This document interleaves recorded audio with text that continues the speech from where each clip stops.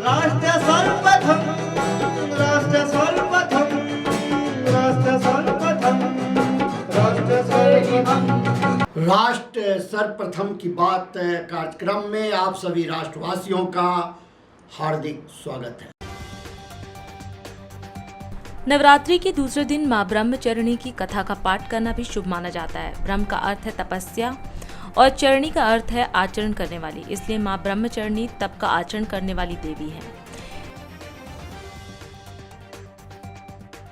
दिल्ली में चल रहे स्वच्छता अभियान के बीच दिल्ली के समाज कल्याण मंत्री रविंद्र इंद्राज सिंह ने सार्वजनिक दीवारों पर पोस्टर चिपकाने वालों के खिलाफ कार्रवाई की चेतावनी दी। कोलकाता में भारी बारिश के कारण बुधवार और गुरुवार को स्कूल बंद रहेंगे। राज्य सरकार ने इस संबंध में एक अधिसूचना जारी की है। मुख्यमंत्री कार्यालय की ओर से जारी एक आधिकारिक बयान के अनुसार मुख्यमंत्री पुष्कर सिंह धामी के नेतृत्व में उत्तराखंड मंत्रिमंडल ने उत्तराखंड सुगंध क्रांति नीति 2026 से 2036 को मंजूरी दे दी। आम आदमी पार्टी के नेता सौरभ भारद्वाज ने राष्ट्रीय राजधानी में मिलावटी कुट्टू का आटा खाने से सैकड़ों लोगों के बीमार पड़ने पर चिंता जताई। हैदराबाद में अचानक भारी बारिश के कारण शहर में बाढ़ आ गई, जिससे कई इलाके जलमग्न हो गए और यात्री घंटों तक फंसे रहे। कर्नाटक के उप मुख्यमंत्री डीके शिव कुमार ने एक अजीबोगरीब बचाव करते हुए बेंगलुरु की खस्ताहाल सड़कों से निपटने के अपने सरकार के तरीके को बचाने की कोशिश की और कहा कि बेंगलुरु की बेवजह आलोचना की जा रही है, जबकि पूरे देश में गड्ढे हैं। उत्तर प्रदेश के सुल्तानपुर जिले में एक दर्दनाक हादसा हुआ। लभुआ थाना क्षेत्र के धरियामऊ गांव में एक निर्माणाधीन मकान की छत गिरने से 2 भाइयों समेत 3 मजदूरों की मौत हो गई और 4 अन्य घायल हो गए। सुप्रीम कोर्ट मेट्रो स्टेशन पर मंगलवार को एक महिला ट्रैक पर गिर गई। महिला की हालत नाजुक बताई जा रही है। देश में लागू जीएसटी रिफॉर्म के बाद व्यापारियों और उपभोक्ताओं के फीडबैक लेने के लिए केंद्रीय वित्त मंत्री निर्मला सीतारमण, मुख्यमंत्री रेखा गुप्ता सहित वरिष्ठ नेताओं ने राजधानी के विभिन्न बाजारों का दौरा किया। दिल्ली में प्रधानमंत्री नरेंद्र मोदी के जन्म दिवस पर आयोजित सेवा पखवाड़ा के तहत मुख्यमंत्री रेखा गुप्ता ने आईएसबीटी कश्मीरी गेट से उत्तर प्रदेश के बड़ौद तक अंतर्राज्यीय एसी बस सेवा का शुभारंभ किया। कार्यक्रम में आधुनिक पीओएस मशीनें और चलो ऐप भी लॉन्च किए गए। मुख्यमंत्री ने कहा कि वर्षों से बंद पड़ी यह बस सेवा अब सस्ते, सुलभ और भरोसेमंद सार्वजनिक परिवहन को मजबूती देगी और इंटरस्टेट कनेक्टिविटी को नई दिशा देगी। नवरात्रों के इस सुंदर मौके पे रोजाना नई योजनाओं की शुरुआत, ये अपने आप में ऐतिहासिक है कि रोजाना दिल्ली वासियों को नए नए उपहार, नई नई योजनाएं, नई नई सुविधाएं मिल रही है। आप सबको मेरी ओर से दिल की गहराई से बधाई। आज का उद्घाटन इंटरस्टेट बसेस। एक समय था जब दिल्ली अपने एनसीआर में इंटरस्टेट बसेस चलाती थी, लिखता दिल्ली परिवहन। जब मैं मुख्यमंत्री चुन करके यहां आई तो मुझे लगता था कि भी राजस्थान की बसें दिल्ली में चल रही है, हरियाणा की बसें दिल्ली में चलती है, उत्तराखंड की बसें दिल्ली में चलती है, पर दिल्ली की बसें कहाँ हैं? दिल्ली की बसें क्यों नहीं चलती है? तो मुझे ये ध्यान में आया कि जो पिछली सरकार थी वो सारे काम जो किसी भी रूप में विभाग को बेनिफिट देते हो फाइनेंशियल, उन सब को उन्होंने बंद कराया। आज ये पहले चरण की दिल्ली बड़ौद की बस सर्विस अभी शुरू की गई है।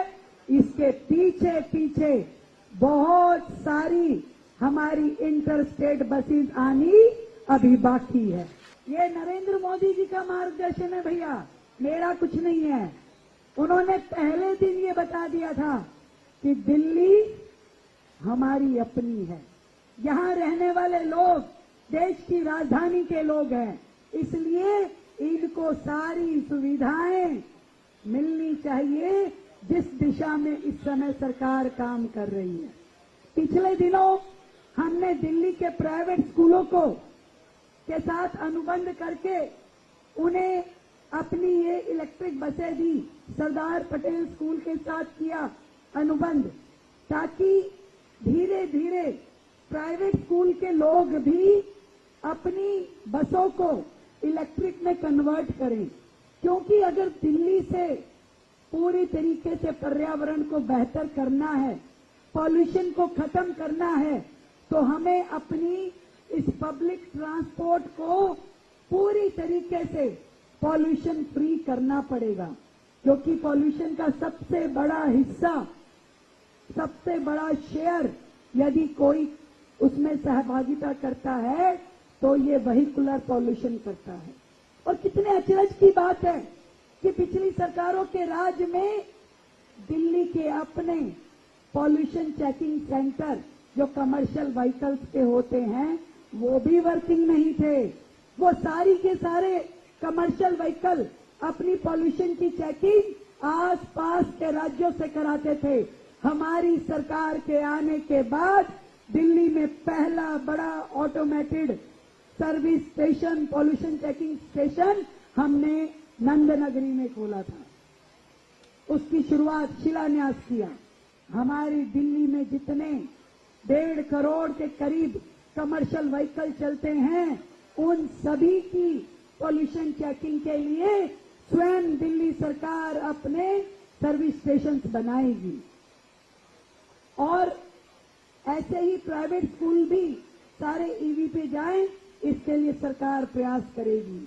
इंटर स्टेट बसेस के लिए सरकार पूरी योजनाबद्ध तरीके से चलाएगी। अभी 2 दिन बाद ही हम अपने सारी बसेस के रूट रैशनलाइजेशन का प्लान बना रहे हैं। इससे पहले किसी रूट पे 10 बसें चल रही हैं और किसी पे एक भी नहीं है। कोई व्यक्ति बस शेल्टर के नीचे खड़ा खड़ा थक जाता था, उसे बस दिखाई नहीं देती थी। सोचिए इससे सरकार का कितना नुकसान हो रहा था। पूरी तरीके से जितनी हमारी बसेस हैं उसकी रूट रैशनलाइजेशन करने का मतलब है कि हर रूट पे बसें चलेंगी, हर व्यक्ति को दिल्ली परिवहन की व्यवस्थाएं मिलेगी। हर व्यक्ति जो डीटीसी बसों में चलने का आदी है, दिल्ली सरकार की परिवहन व्यवस्था का उपयोग करता है, इंतजार करता है, उसे अब पूरे तरीके से आखिरी छोर तक जो दिल्ली का है वहां पे भी दिल्ली सरकार की परिवहन विभाग की बसें दिखाई देंगी और काम करती हुई। समस्या समस्या समस्या, आपकी नजर जिधर जाएगी आपको वार्ड 91 में एक समस्या नजर आएगी। रमेश नगर वार्ड 91 के निगम पार्षद पुनीत राय हैं। वर्तमान में ये करोल बाग जोन वार्ड समिति की चेयरमैन भी हैं। अगर इनके अंदर क्षेत्र के विकास की भावना जागृत हो जाए तो आज कोई ऐसा विकास का कार्य नहीं है जो वे DC Karol Bagh zone, mayor MCD, commissioner MCD के माध्यम से न करवा पाए। निगम पार्षद का ध्यान विकास से अधिक सस्ती लोकप्रियता से ज्यादा है। सोशल मीडिया पर फोटो चलवाकर वे इस कदर खुश हैं जैसे उनके क्षेत्र में राम राज्य आ गया हो। आप खुद देखें स्लम क्षेत्र के पार्क का हाल। अभी 1 सप्ताह पहले डीआईडी न्यूज ने आपको कीर्तिनगर टिम्बर मार्केट के पार्कों का बेहाल हाल दिखाया था। निगम पार्षद अगले दिन मार्केट में आए लेकिन सुधार कुछ नहीं हुआ। सिर्फ और सिर्फ फेसबुक लाइव पर नाटक चला। आज भी समस्याएं यथावत हैं। आप खुद तय करें कि जनता की सेवा का वादा कर सत्ता में पहुंची आम आदमी पार्टी के निगम पार्षद आखिर क्या कर रहे हैं। टिम्बर मार्केट कीर्तिनगर में है इस समय, और टिम्बर मार्केट के अंदर जो है जौहर कैंप के अंदर जो है वार्ड नंबर जो है 91 में आता है और बूथ नंबर जो है 43 के एक पार्क है जो बहुत ही बदहाल हो रखा है यहाँ पे। तो उसी के संदर्भ में जो है यहाँ के स्थानीय लोगों से पूछते हैं कि क्या कह रहे हैं वो। गंदा पार्क है, सफाई होता नहीं है, बोलने पे सा लड़ता है, एगो करने से तो होगा नहीं, कितना करने पे तो सुनता नहीं है कोई। वोट लेके चले जाते हैं, कहीं करा देंगे, बना देंगे, अब बनाता ना है इतने वोट के चले जाते हैं। क्या करें, इसी रहता नरक लगा रहता है, सब बच्चे खेल पाते नहीं है यहाँ पे। तो इस पार्क को जो है कितने समय हो गया ऐसा बदहाल हो रहा है? बहुत दिन हो गया भैया, क्या करें, जब से आए जब से देखे कि ऐसा ही पार्क है। तो इसके बारे में अपने आप निगम पार्षद को बताया हुआ? आते हैं पर करते कुछ नहीं है। पार्क का जो है बुरा हाल हो रखा है, तो इसके बारे में क्या कहना चाहेंगे? बहुत बुरा हाल है, बच्चे को खेलने का तो जगह ही नहीं मिलता है। यहाँ पे पानी भी भरा रहता है, हम लोग झाड़ू से मार मार के सफाई करते रहते हैं। यहाँ पे पार्क से मच्छर से भी बच्चे बीमार पड़ते रहते हैं हमेशा, और खेल भी नहीं पाते हैं। कहाँ जाएंगे बच्चे खेलने के लिए? तो इस पार्क का जो है इतना बुरा हाल कब से मतलब है? ये हमेशा ही होता रहता है। जब से मतलब बड़े हुए हैं ना, तब से देख रहे हैं। जब भी बारिश आती है पूरा पानी भर जाता है, पूरा नाली का पानी ये बाहर तक फैल जाता है, और लोगों को आने जाने में उतनी तकलीफ है। बच्चों को खेलने की जगह नहीं, गंदे पानी में खेलो फिर बीमार पड़ो, वही हाल है। और ये नालियों का तो इतना बुरा हाल है कि ज़रा सा भी अगर थोड़ा सा पानी भर जाए ना, पूरा यहाँ से वहाँ फैल जाएगा। इंसान को चलने की जगह नहीं है और खेलने की तो बिल्कुल ही जगह नहीं है। तो यही हम लोग मिलके अपना ही खुद ही करते हैं। कभी इधर गवर्नमेंट ने हेल्प नहीं करी है। आप कभी शिकायत किया आपने सरकार से? किया है। हाँ, तो क्या जवाब मिला आपको? कुछ नहीं, वहाँ से कोई रिबट नहीं आता। बस भैया वगैरह ने हमारी बहुत कोशिश करी, लेटर भी लिखा है, लेकिन वहाँ से कोई रिबट कभी भी कुछ नहीं हुआ। कि सारे पार्क बड़ा पानी चले जाता है। मैं गंदगी बुलाता हूँ, गेट अजीब पर ही है। पार्क में लाइटिंग बाथरूम सब आता है, उसी में जाता है। मेरे द्वारे पर घिन भरता, बदबू मारता है, मच्छर मच्छी काटता है। अब क्या कहे, वो बोल रहे हैं और वो सारा गंदगी है। आप सूखा बच्चे को लोग साफ करेगा, हम लोग पैसा तहसील करेगा। अब ये गोबर क्या बनाने आ रहा है? लगभग 5-7 साल से पार्क एकदम हमारा कूड़ेदान की तरह बना पड़ा है। नालियों की स्थिति देखिए, सफाई के लिए हम एमसीडी वाले या किसी भी जमादार को बोलते हैं तो वो केवल रिस्पांस कुछ नहीं करते हैं। करेंगे तो कहते हैं हमारे पास स्टाफ नहीं है, ये नहीं है, और सफाई करने आते नहीं है। जब सफाई की बात होती है तो यही होता है। पार्क के लिए हमने हर प्रयास करके देख लिया। कई बार हम कंप्लेन करे हैं कि पार्क को हमारा ठीक किया जाए, रिपेयर किया जाए या भरा जाए। वो भरने को राजी नहीं है, खाली कहते हैं कि हाँ हो जाएगा, बाकी होता नहीं, कुछ नहीं है। पार्क आज 8-7 साल से कूड़ेदान की तरह बना पड़ा है। अब बच्चे खेलने कहाँ जाए, आप ही बताइए। कई बार हमने ये इलेक्शन में बस आते हैं, कहते हैं कि हाँ इस बार हमें जिताइए, सब कराइए, हम पार्क ठीक करवाएंगे, सब चीज़ करवाएंगे। आज तक कोई काम हुआ नहीं है। ना हमारे गलियों में लाइटें लगी है, ना ही सेफ्टी के लिए कैमरे लगे पड़े हैं। हर जगह सब कुछ की सुविधा दी गई है। एमएलए हो या एमसीडी में हमारे पुनीत राय जाए, कोई भी हो, कोई कार्य काम करने को राजी नहीं है। पार्क देख ही रहे आप, कहाँ कोई आ रहा है जा रहा है, न कोई आता है न जाता है। कहाँ देते हैं बस वो सफाई वाले सफाई तो करें। अभी आपके सामने कर रहे हैं, आप पीट करिए कटवाते हैं। कितना दिन में झगड़ा करके थक गया, छोड़ दिया कर भाई जा दो, भाई सभी का दुख है। अब क्या करें, हम लोग तो मजबूर है ही हैं। अब भाई रह रहे हैं, गरीबी तो मजबूर है ही है। अब बड़ों की सुनेंगे, झुकी झोपड़ी वाला के सुनेंगे। झुकी झोपड़ा लोग भाई चूल्हा मार में जाए, हो चाहे ना हो, हम तो जीत गए ना। बात यही है भाई, समस्या कहेंगे राह नहीं है तो ये नहीं है तो वो नहीं है, बस हम लोग को कह के टहला देंगे। आप क्या करेंगे? मेरा नाम डॉक्टर अभिमन्यु, मैं फिजियोथेरेपिस्ट हूँ जी। और जहाँ आप खड़े हैं जी, ये जो पीछे पार्क दिख रहा है ना जी, ये हमारा बचपन का पार्क हुआ करता था। और हमने पूरा बचपन यहीं खेला कूदा, यहीं से पढ़े लिखे हैं और फिर आगे हम सेटल हुए हैं। मैं आपको ना पहले तो जहाँ हम खड़े हैं मैं वहाँ की बात बता रहा हूँ। ये मोती नगर विधानसभा क्षेत्र का रमेश नगर वार्ड 91 का जवाहर कैंप क्लस्टर एरिया है, ठीक है जी। और यहाँ के हालात आप स्थानीय लोगों से भी सुन चुके हो कि किस तरीके से उन्होंने अपना दर्द जो है वो व्यक्त किया है। मौलिक जो अधिकार हैं वो हमारे क्या हैं जी? सफाई है, स्वच्छता है, पार्क है और बिजली है। ये सारी चीज़ें तो पर्याप्त मिल जाती हैं, लेकिन इनका केयर टेकर कोई नहीं है। आप ये जो पीछे पार्क देख रहे हैं, इसकी हालत इतनी बदहाल हो चुकी है। पिछले कई सालों से हम इस पार्क के साथ ऐसे ही जूझ रहे हैं। नेतागण चेंज होते गए, लेकिन समस्याएं हमारी वैसे ही रहीं। बहुत प्रयत्न करके अभी मेरे को पता चला कि भाई हमारे जो पार्षद हैं वो चेयरमैन बन चुके हैं, श्री पुनीत राय जी। तो उनके सामने मैंने ये समस्या रखी कि इस पार्क, अब आप चेयरमैन हैं तो आपके पास एक्सेसिव फंड होगा तो आप इस पार्क को सही करवाइए। तो वहाँ से मुझे पता चला कि ये पार्क जो है वो डूसूब के अंदर में आ चुका है। एमसीडी के अंदर में सिर्फ नालियाँ, सफाई, हॉर्टिकल्चर, ये सारी चीज़ें हैं। तो मैंने उनसे उपाय पूछा कि इस पार्क को हम कैसे ठीक करवा सकते हैं। उन्होंने कहा जी आप ना डूसूब बोर्ड जा सकते हैं, और डूसूब जो है वो दिल्ली सरकार के अंदर है। उनके पास ये अथॉरिटी है कि वो इस पार्क को सही करवा सकते हैं, बनवा सकते हैं। तो मैं हमारे स्थानीय विधायक श्री हरीश खुराना जी से निवेदन करना चाहूँगा कि आप अपने विधायक फंड से कृपया करके इस पार्क को सही करवाइए। केंद्रीय गृह मंत्री अमित शाह ने आज गांधीनगर के महात्मा मंदिर में स्टार्टअप कॉन्क्लेव 2025 का भव्य उद्घाटन किया। 2 दिनों तक चलने वाला यह सम्मेलन नवाचार, ऊपर उठाना और गति बढ़ाना थीम पर आधारित है। अमित शाह ने कहा कि यह कॉन्क्लेव भारत को स्टार्टअप की दुनिया में नई पहचान देगा, साथ ही उभरते स्टार्टअप्स को निवेशकों से जोड़कर प्रधानमंत्री मोदी के माइंड टू मार्केट मंत्र को मजबूत करेगा और देश व गुजरात के भविष्य को गति देगा। स्टार्टअप कॉन्क्लेव 2025 का आज शुभारंभ होने वाला है।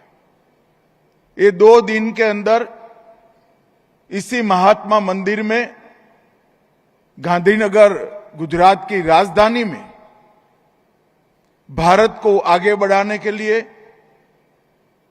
भारत को हर क्षेत्र में दुनिया में सर्वोच्च बनाने के लिए और विशेषकर आप लोगों के जीवन में एक समय अनुकूल परिवर्तन लाने के लिए यहां पर चिंतन होने वाला है। ये 2 दिन का कॉन्क्लेव मोदी जी ने जो मिशन शुरू किया है, स्टार्टअप की दुनिया में भारत की पहचान बनाने का, इसके सभी पहलुओं पर चिंता भी करेगा, चिंतन भी करेगा और समाधान भी ढूंढेगा। और यहां पर बहुत सारे वेंचर कैपिटलिस्ट आए हैं, इन्वेस्टर आए हैं, मेंटर्स आए हैं, इंडस्ट्री से जुड़े हुए लोग भी आए हैं और सबसे ज्यादा स्टार्टअप की दुनिया में गति देने की जिन पर जिम्मेदारी है, ये सभी स्टूडेंट भी आज यहां पर उपस्थित है। मैं आप सभी का हृदय से स्वागत करता हूं। आज का स्टार्टअप कॉन्क्लेव इनोवेट, एलिवेट और एक्सेलरेट, ये 3 मंत्रों की थीम पर गुजरात में होने जा रहा है। और ये गुजरात में 2023 में पहले स्टार्टअप कॉन्क्लेव के अनुसंधान में हुआ है। उसमें लगभग 250 स्टार्टअप ने अपना प्रदर्शन किया था।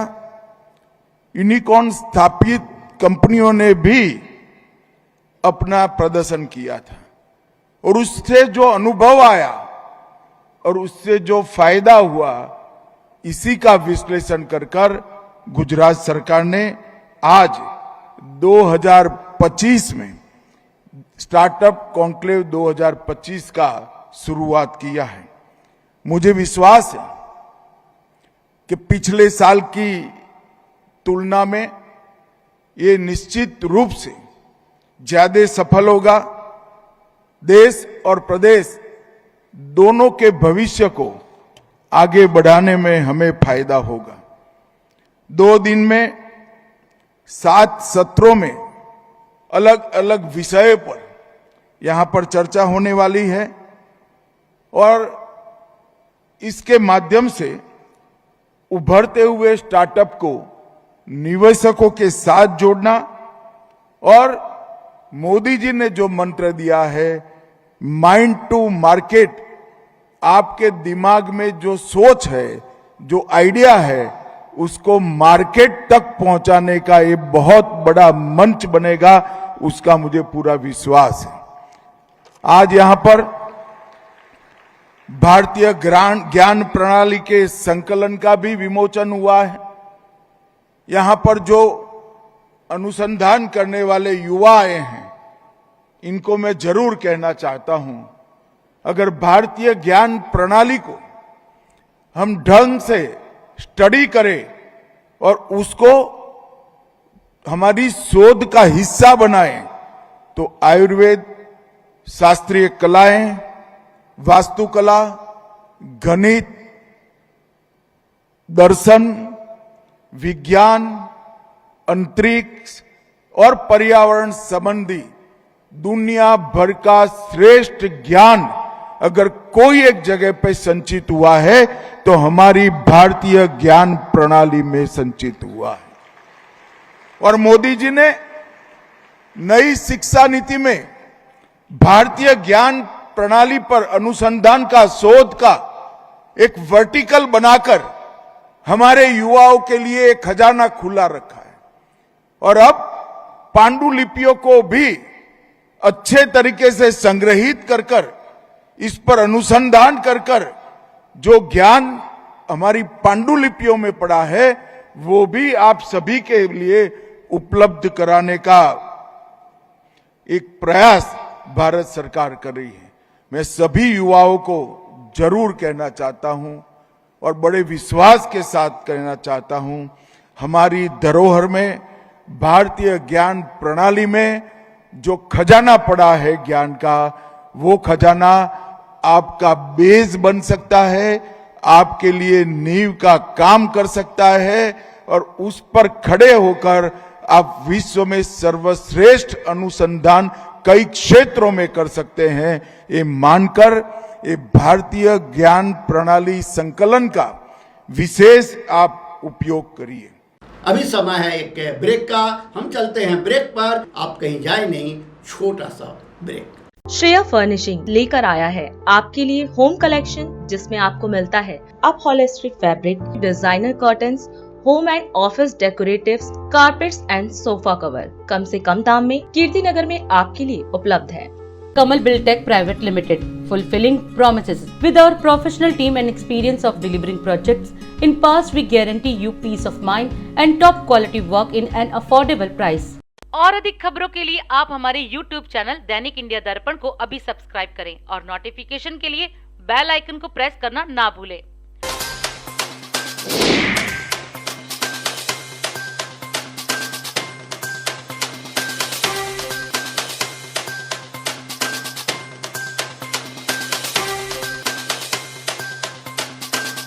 राष्ट्र सर्वप्रथम की बात कार्यक्रम में ब्रेक के बाद एक बार फिर आप सभी राष्ट्रवासियों का स्वागत है। उत्तराखंड के मुख्यमंत्री पुष्कर सिंह धामी ने देहरादून के राजपुर रोड क्षेत्र में स्थानीय व्यापारियों के साथ संवाद कर नेक्स्ट जनरेशन जीएसटी सुधारों पर चर्चा की।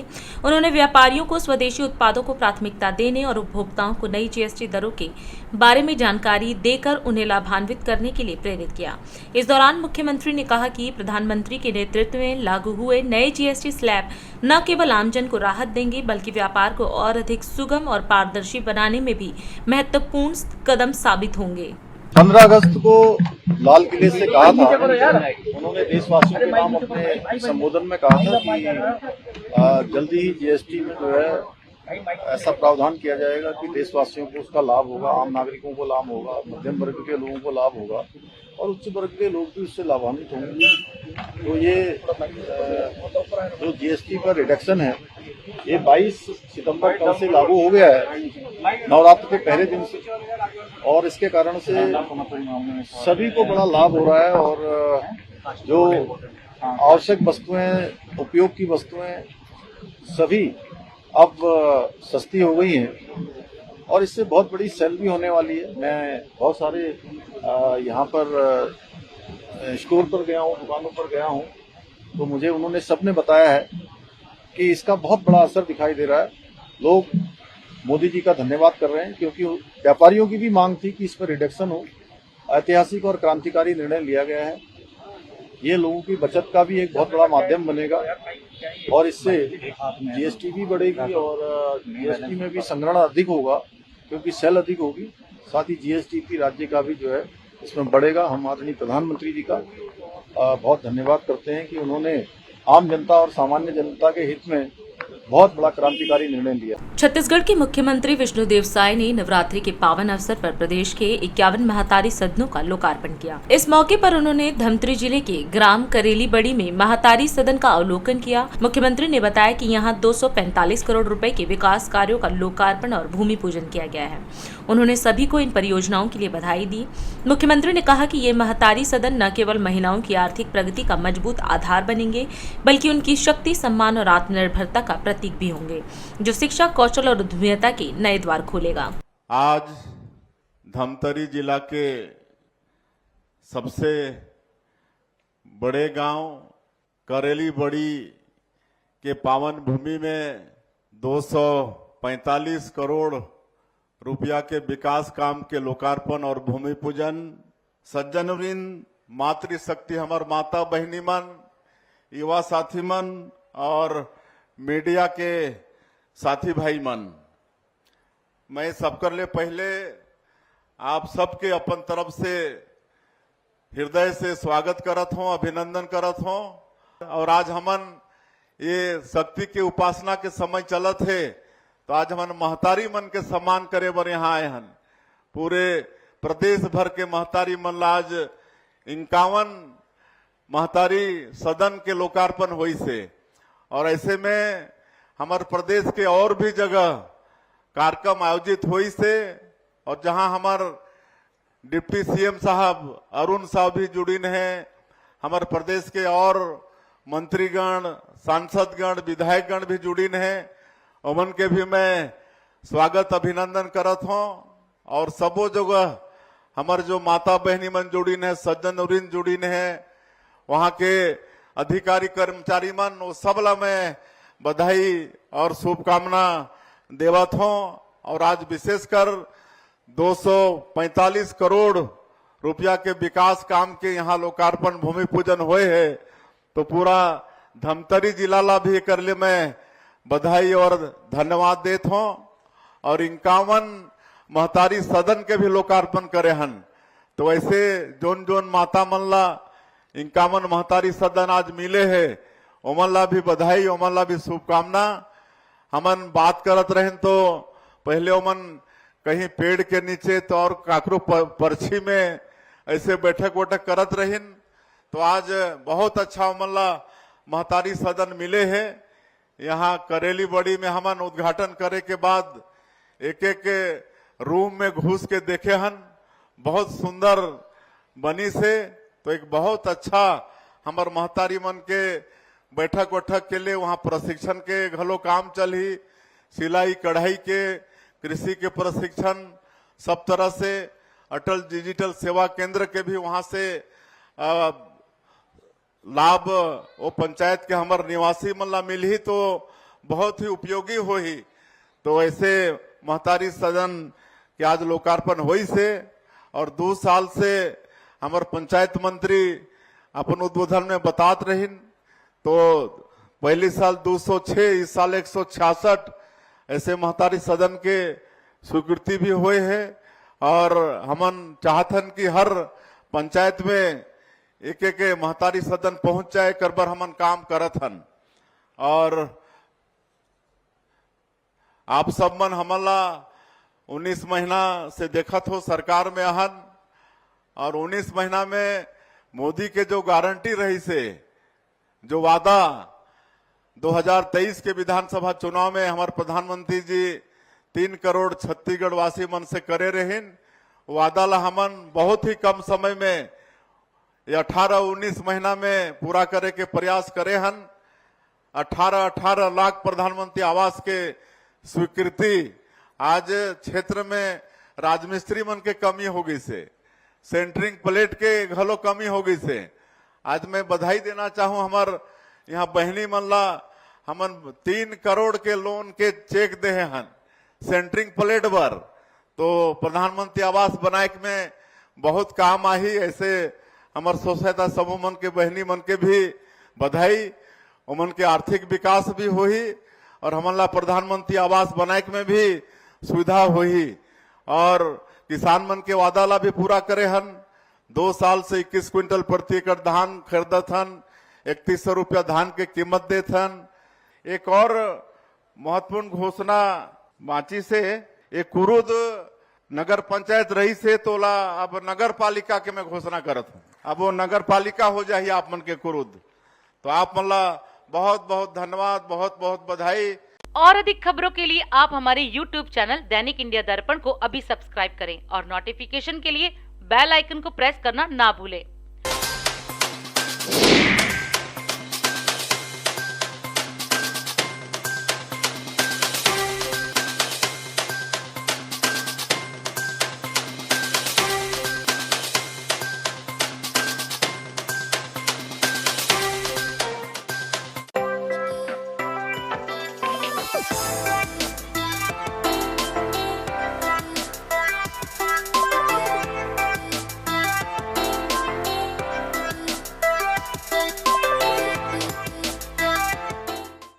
आज हम इस कार्यक्रम में आपसे विदा लेते हैं। आप अन्य खबरों के लिए बने रहे।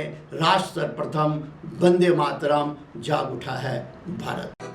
राष्ट्र सर्वप्रथम, राष्ट्र